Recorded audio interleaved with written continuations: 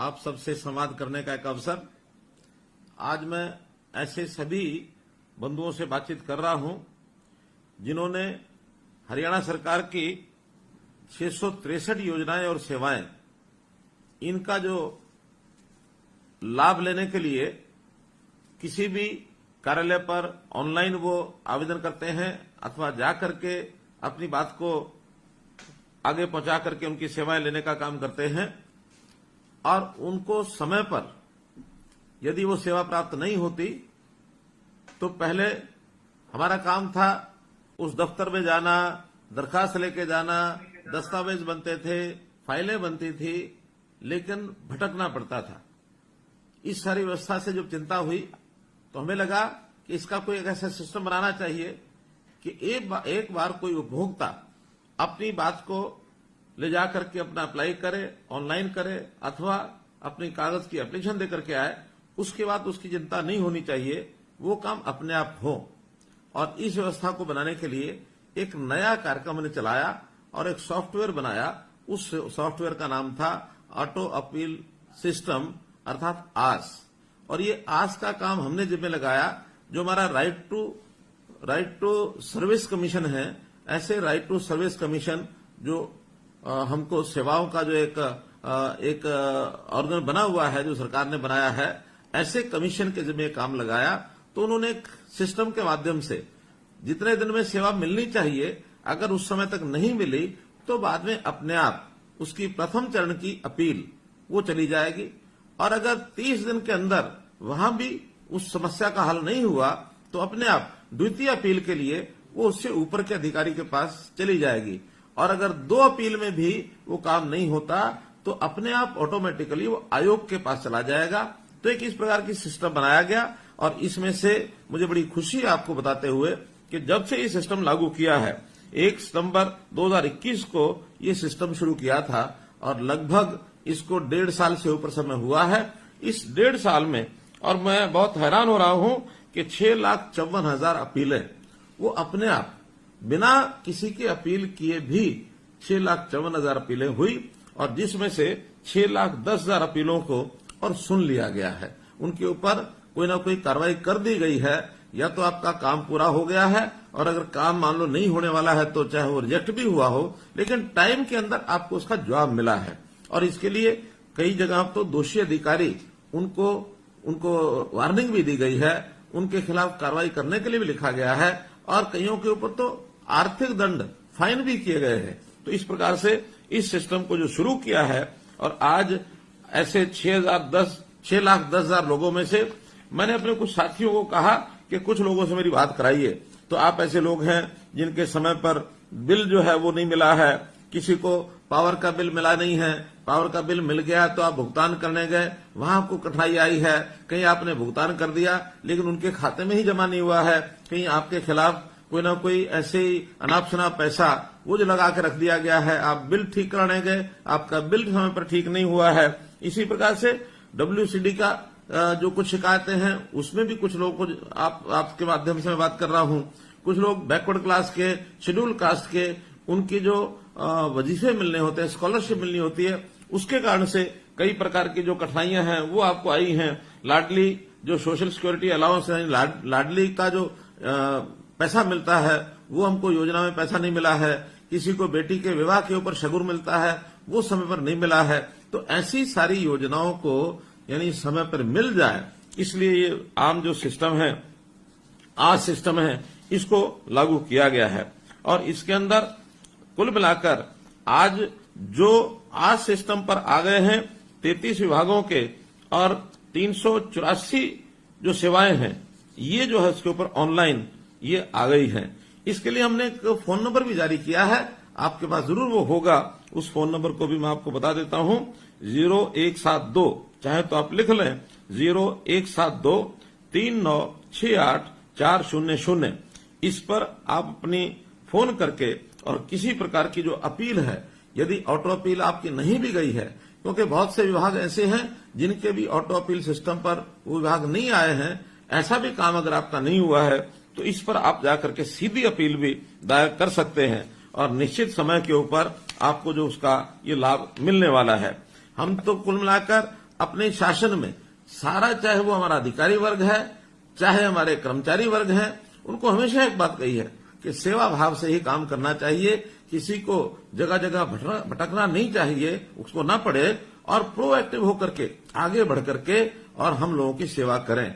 क्योंकि हमने एक बात की घोषणा की है कि हरियाणा का ये 2 करोड़ और 85 लाख जो सदस्य हैं, जो नागरिक हैं, ये सब हमारे अपने परिवार के सदस्य हैं, और अपने परिवार में किसी को इतनी तकलीफ है, उसकी सुनवाई न हो तो आखिर ये हमारा दायित्व हम नहीं निभा पाएंगे। इसलिए हर किसी की सुनवाई होनी चाहिए, और वो तभी हो सकती है यदि हमारे अधिकारी और कर्मचारी उस सेवा भाव से काम में लगेंगे। तो सेवा भाव से काम करने का परिणाम ये है कि हर किसी को, यानी उसको एक आनंद आएगा, हर किसी का जीवन सुखी होगा, और उसका जो सेटिस्फेक्शन लेवल है, उसका जो संतोष का जो एक लेवल है, तो संतुष्टि उसकी बढ़ेगी, और संतुष्टि बढ़ेगी तो समाज सुखी होगा।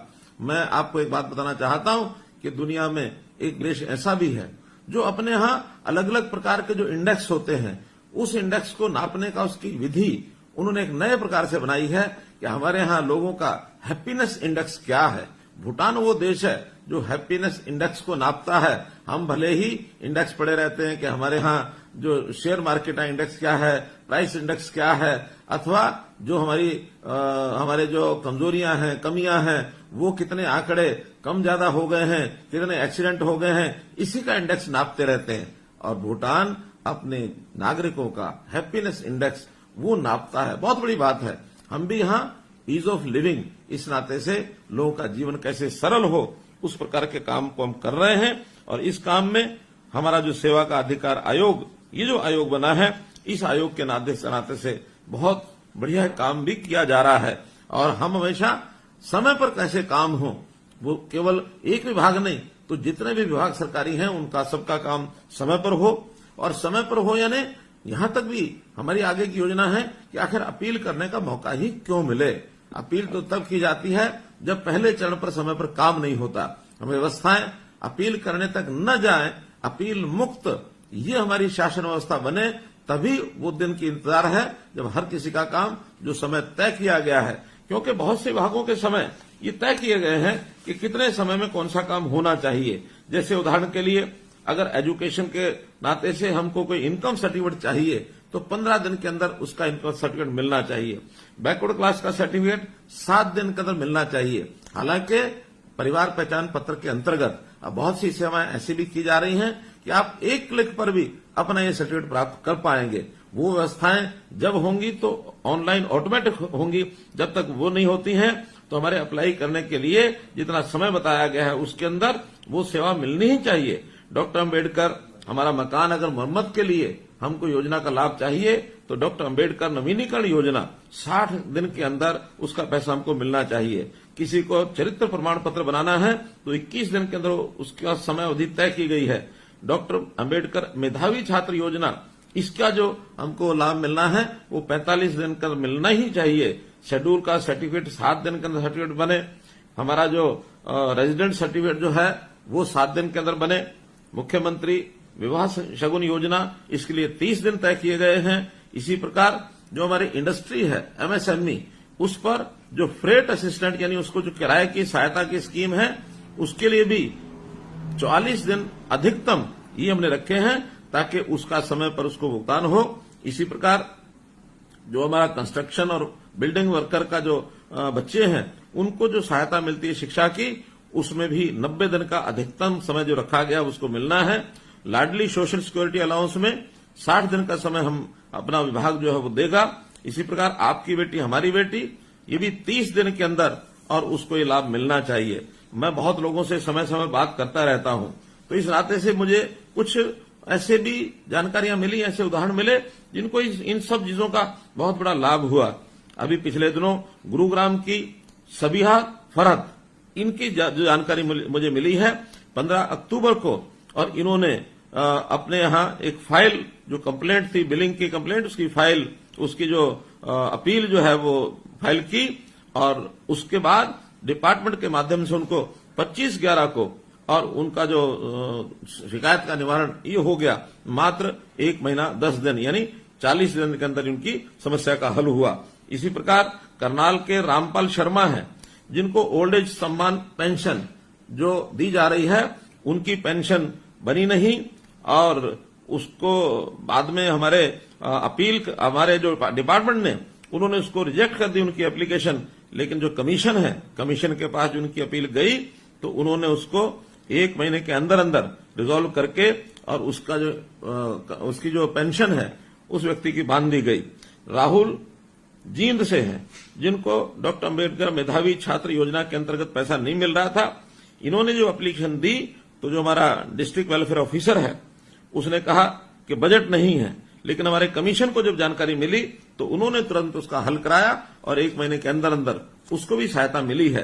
तो बहुत ऐसी सक्सेसफुल स्टोरीज हैं कि जिनको इसका तुरंत लाभ मिला है। आज भी हजारों की संख्या में मेरे साथ लोग जुड़े हुए हैं। निश्चित रूप से मैं चाहूंगा कि आपसे भी कुछ बातचीत हमारी हो जाए, ताकि इस व्यवस्था में कठिनाई जो आती है उस कठिनाई को भी दूर किया जा सके। मित्रों, आप सब लोगों ने हमारी जो बात सुनी है और आपको निश्चित रूप से इस विषय का एक आनंद आया होगा कि हरियाणा सरकार की जो सेवाएं हैं कैसे वो समय पर मिल सकती हैं, और समय पर न मिले तो कैसे अपील ऑटोमेटिक हो जाती है, कैसे पहले चरण में अगर अपील का निपटारा नहीं होता तो दूसरे चरण में हो जाती है, और अगर दूसरे चरण के अधिकारी भी नहीं करेंगे तो हमारा जो आयोग है उनके पास पहुंचेगी। आयोग के लोग आपसे भी जानकारी लेंगे, डिपार्टमेंट से भी जानकारी लेंगे, और उसका निश्चित रूप से एक निपटारा करने का काम उनके पास वो आएगा। जिस प्रकार से हमने ऑटो अपील सिस्टम के माध्यम से ये व्यवस्था बनाई है, आपको मैं एक और जानकारी देना चाहता हूं मित्रों कि पिछले दिनों में एक समस्या हमको ध्यान में आई कि कोई भी खास करके रेवेन्यू में जो ऐसी शिकायतें होती थी उसका पहले पटवारी जो है उसका निदान करता था। पटवारी ने ठीक काम नहीं किया तो हम तहसीलदार के पास चले जाते थे, वहां अपील होती थी।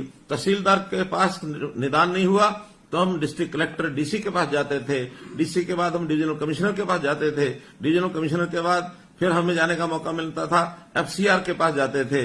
और क्या कभी कभी तमाशा ऐसा होता था कि कोई भी बीच का अधिकारी वो कहता था कि इस केस को जो है ना मेरे ही बजाय फिर नीचे से रिमांड करके वहां भेजता था कि वहां से फिर सुनवाई करके लाओ।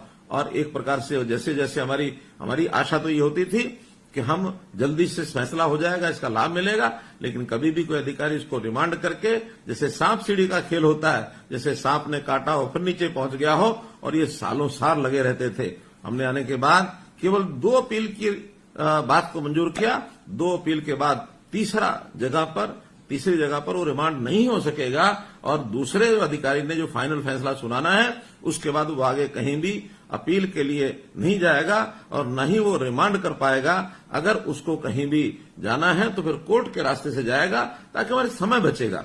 अन्यथा इस प्रकार सालों साल एक एक पीढ़ी इन विषयों पर चली जाती थी, लग जाती थी, और इतने समय के बाद भी उसका हल नहीं होता था। तो रिमांड का सिस्टम जैसे खत्म किया, उसी प्रकार से एक सरलीकरण, ये 2 लेवल तक की अपील का सिस्टम आज हमने शुरू किया है।